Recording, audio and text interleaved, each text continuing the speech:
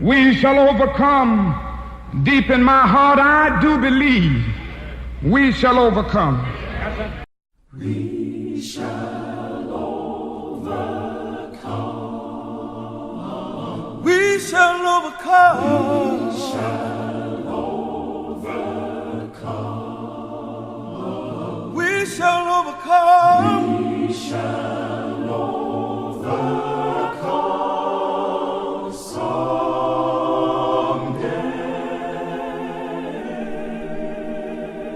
Someday. Oh, deep in my heart. Deep in my heart.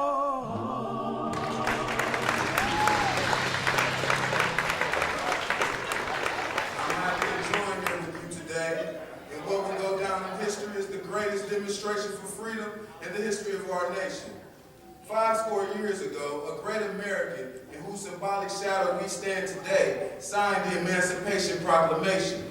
This momentous decree came as a great beacon light of hope for the millions of Negro slaves searing in the flames of withering injustice. It came as a joyous day break to end a long night of their captivity. But 100 years later, the Negro still is not free. 100 years later, the life of the Negro is still sadly crippled by the manacles of segregation and the chains of discrimination. 100 years later, the Negro lives on a lonely island of poverty in the midst of a vast ocean of material prosperity. 100 years later, the Negro is still languished to the corners of American society and finds himself in exile in his own land. And so we've come here today to dramatize a shameful condition. In a sense, we've come to our nation's capital to cash a check. When the architects of our republic wrote the magnificent words of the Constitution and the Declaration of Independence, they were signing a promissory note in which every American was to fall heir. This note was the promise that all men, yes, black as well as white men, would be guaranteed the unalienable rights of life, liberty, and happiness. It is obvious today that America is defaulted on this promissory note insofar as our citizens of color are concerned. Instead of honoring this sacred obligation, America has given the Negro people a bad check, a check which has come back marked insufficient funds. But we refuse to believe that the Bank of Justice is bankrupt. We refuse to believe that there are insufficient funds in the great vaults of opportunity of this nation, and so we've come to cash this check, a check that will give us upon demand the riches of freedom and the security of justice. We've also come to this hollow spot to remind America of the fierce urgency of now. This is no time to engage in the luxury of cooling off or to take the tranquilizing drug of gradualism. Now is the time to make real the promises of democracy. Now is the time to rise up from the dark and desolate valley of segregation to the sunlit path of racial justice. Now is the time to lift up our nation from the quicksands of racial injustice to the solid rock of brotherhood. Now is the time to make justice a reality for all of God's children. It would be fatal for the nation to overlook the urgency of the moment. This sweltering summer of the Negro's legitimate discontent will not pass until there's an invigorating autumn of freedom and equality. 1963 is not an end, but a beginning. And for those who hoped that the Negro needed to blow off steam and are now content, will have a rude awakening if the nation returns to business as usual. There will be neither rest nor tranquility in America until the Negro is granted his citizenship rights. The whirlwind of revolt will continue to shake the foundations of the nation until that bright day of justice emerges. But there is something I must say to my people who stand on the warm threshold which leads to the palace of justice, that in the process of gaining our rightful place, we must not be guilty of wrongful deeds. Let us not seek to satisfy our thirst for freedom by drinking from the cup of bitterness and hatred. We must forever conduct our struggle on the high planes of dignity and discipline. We must not allow our creative protest to degenerate into physical violence. Again and again, we must rise to the majestic heights of meeting physical force with soul force.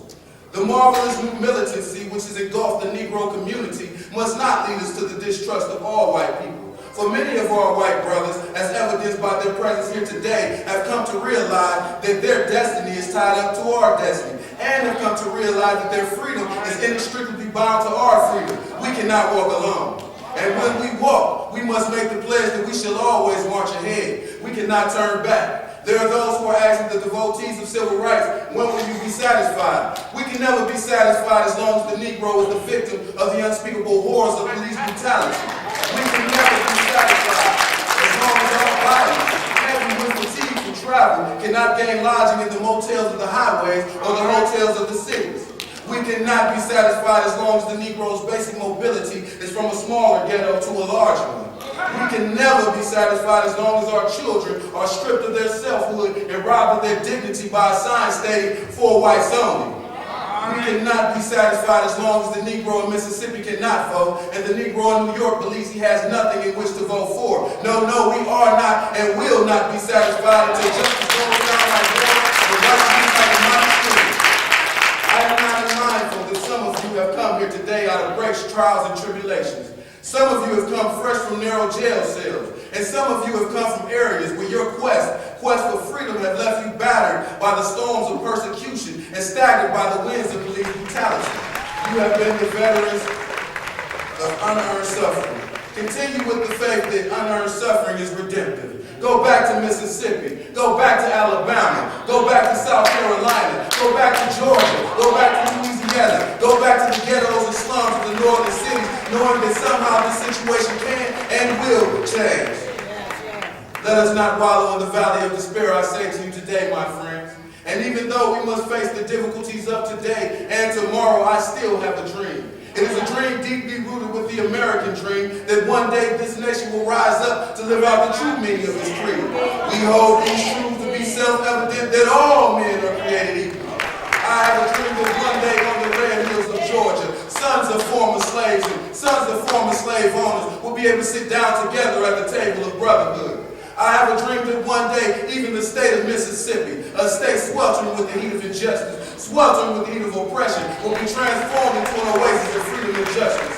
I have a dream my 4 little children will one day live in a nation where they will not be judged by the color of their skin, but by the content of their character. I have a dream today.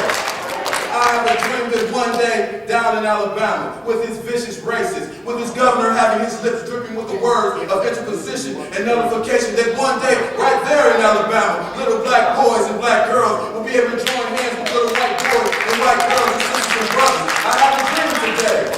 I have a dream that one day every valley shall be exalted, every hill and mountain will be made low, the rough places will be made plain, and the crooked places will be made straight, and the glory of the Lord will be revealed, and all flesh shall see it together.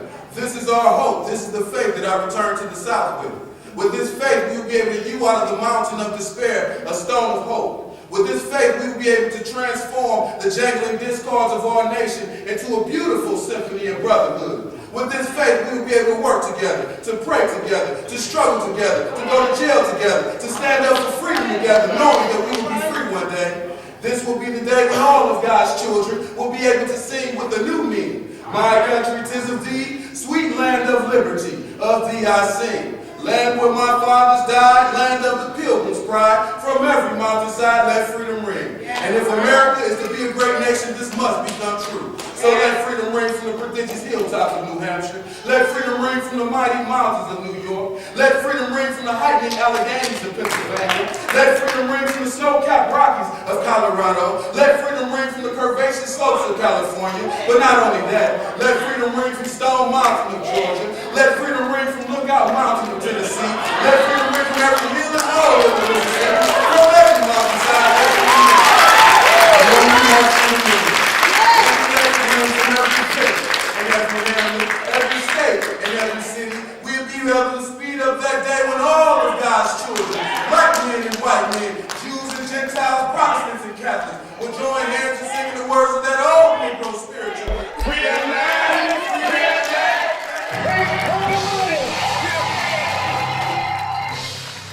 Lift every voice and sing till earth and heaven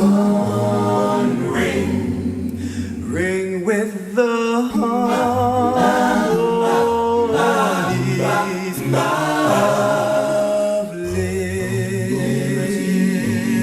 liberty. Let all